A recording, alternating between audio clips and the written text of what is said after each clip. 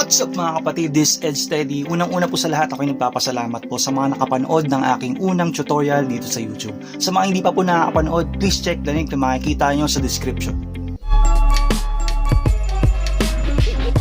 So for today's tutorial, I'm going to teach you how to download videos from Facebook. So ano pang hihintay natin? Tara! And on we'll go, through the wastelands, through the highways, and on we'll go.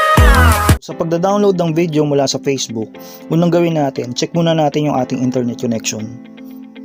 Okay, so okay naman, nakakonect tayo. Next, puntahan na natin itong Facebook application natin.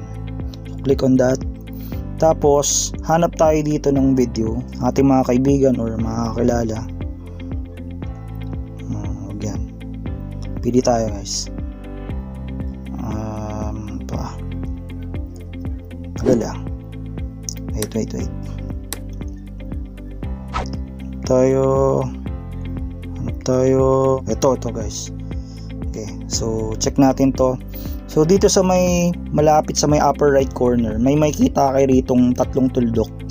Okay, pindutin nyo yan. Okay, tapos makikita nyo yung copy link. Pindutin nyo lang din yan. Okay, after nyo makopya yan, out muna tayo dito sa Facebook application na to.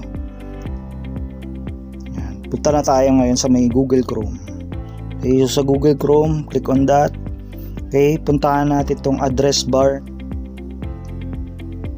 Pindot lang. Tapos dito sa may address bar ng URL, ano lang natin, long press lang natin yan. Okay, tapos lalabas yung word na paste. Click lang natin yan. So pinaste na natin yung URL ng kaninang kinopya nating link. Okay, so sa ibaba lang ng address bar na yan, pindutin natin to. Yan. So yun, na-redirect na tayo ngayon dun sa mismong video na yun. Okay, pero hindi pa yan tapos guys ha. Balik tayo dito sa may address bar ng URL. Okay. So click natin yan. Okay. So dito sa may ibabang ito guys, ibaba ng URL na address bar na yan. Okay. May makikita kang image dito na pencil. Click nyo lang yan. Okay. So pag na-click nyo, okay, may edit na natin itong URL na ito. So nakalagay dito m.facebook.com. So ngayon, yung unang letter M dyan guys, pagkatapos ng unang letter M na yan, i-type natin yung word na basic. Yan, basic. Okay, tapos enter lang natin. Okay, so mapapansin natin dito sa may address bar, nag-iba na yung URL, mbasic.facebook.com na ito. Okay, so pwede na natin itong ma-download. Ang gagawin natin, long press lang natin tong video na to. Yan, tapos download link lang.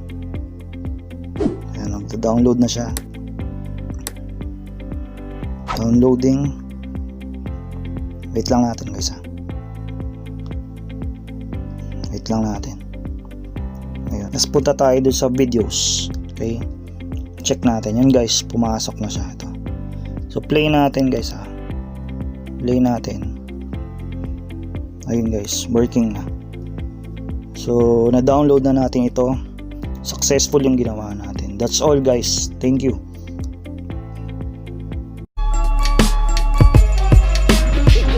At kung nakatulong sa iyo ang video na to, please like, subscribe, and hit that notification button para updated ka sa mga learnings natin. Isang magandang araw, salamat sa pagdalaw.